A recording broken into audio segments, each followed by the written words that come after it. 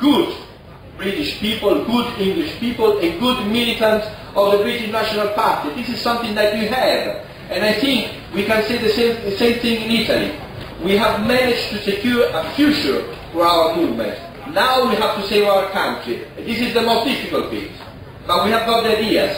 And I think that when we speak to people and we tell our ideas, I'll tell you just very few points of what our main political sort of agenda.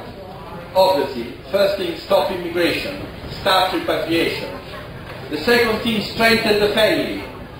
If the family is strengthened, it means that the first cell of the society is strengthened. It means that the state helps people to have more children. This is essential. In Italy was known to be a country with a lot of kids. It's not anymore. There is not one single help from the state. And this is a shame.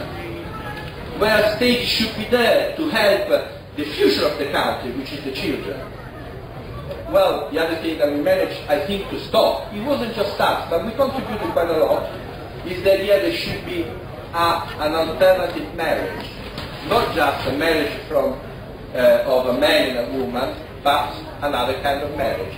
We don't think, as Italians, as Christians, as Europeans, that that is possible. We think there is just one marriage from one man and a woman.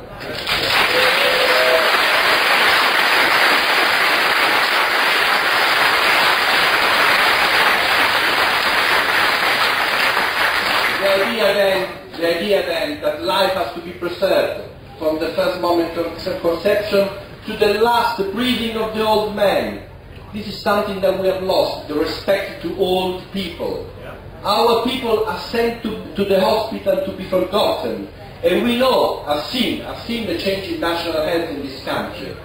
I remember national health in 81, 82 was a very different thing from national health in 95, 96.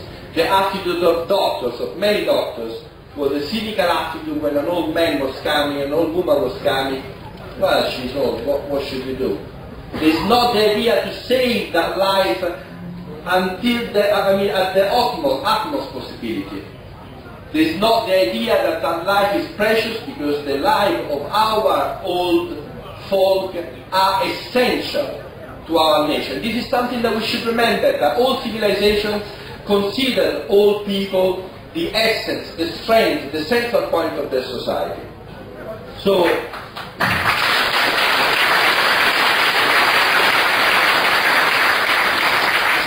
stop immigration, strengthen the family, traditional values. Well, stop the power of the banks.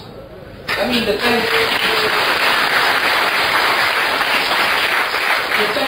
banks were conceived at one stage. Let's look at the best sort of line of thought. Were conceived as a stage, as an element that could be social.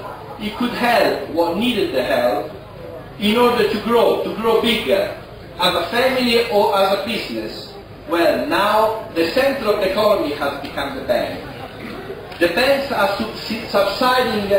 subsidizing themselves with huge amount of money. You know how much money the Central Bank of Europe has given to the other banks in the last months? I'll tell you the figure because no one knows it. It came out in a small article somewhere. 485 billions of euros.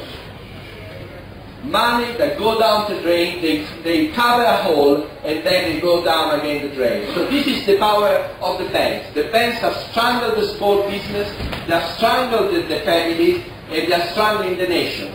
We should have a system in which the currency is issued by the state and the banks become a social instrument. They don't become a profiteering instrument. And that is essential for the economy of a country.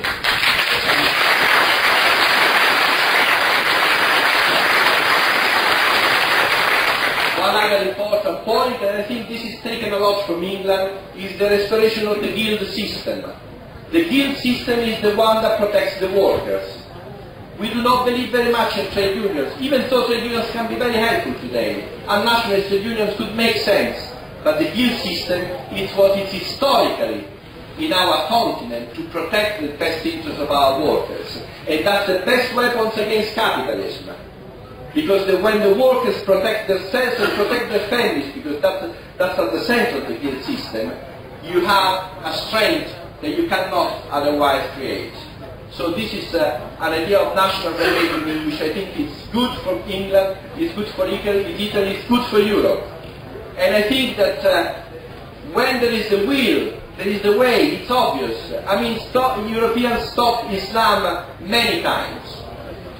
At Levanto, I don't remember the date, but it's in the 16th century.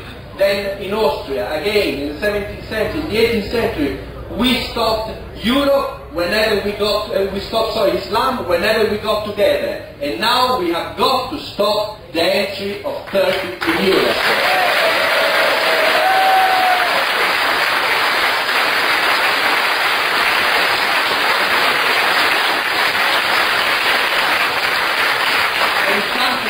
There is something that people do not know about Turkey. Turkey is not just 80 million Muslims. It's not just that. Because Turkey has given the possibility to all the Turcophone countries, which is Azerbaijan, Kyrgyzstan, and not Kazakhstan, there's another one, three other countries, which total another 40 million people, to get the Turkish passport. When they get the Turkish passport, they are automatically Europeans, and they can come here in Birmingham. We are talking about not 90 million, but 140 Turks that can come to our territory. And they would be able to do what they haven't been able to do for 20 centuries, to conquer Europe. And we must stop that, because to allow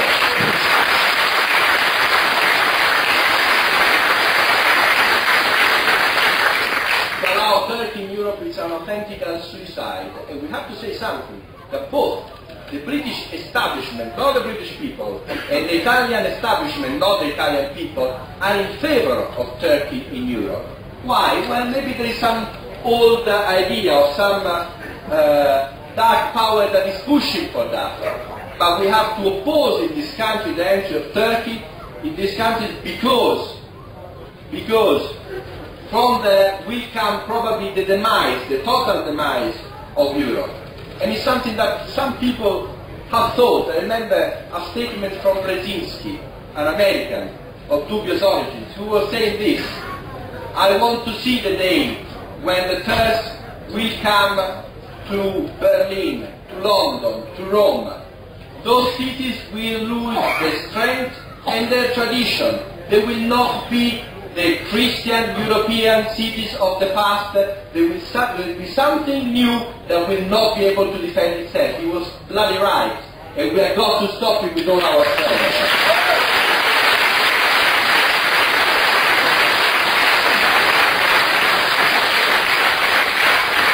And now the British National Party has got a great possibility. And don't ever listen to the people who say we could have done better. It doesn't mean anything. You have achieved a very important step, which is 2 MEPs. The work that they will be able to do, especially when with a certain mentality, not a typical bureaucratic mentality to go there and make the quest of the party, it doesn't count a lot, but to make contacts, to create to have new ideas, to create a movement of people against this attempt to destroy Europe. And they will be your voice of England into that bureaucratic place that is Brussels. It's a very important step that you have achieved.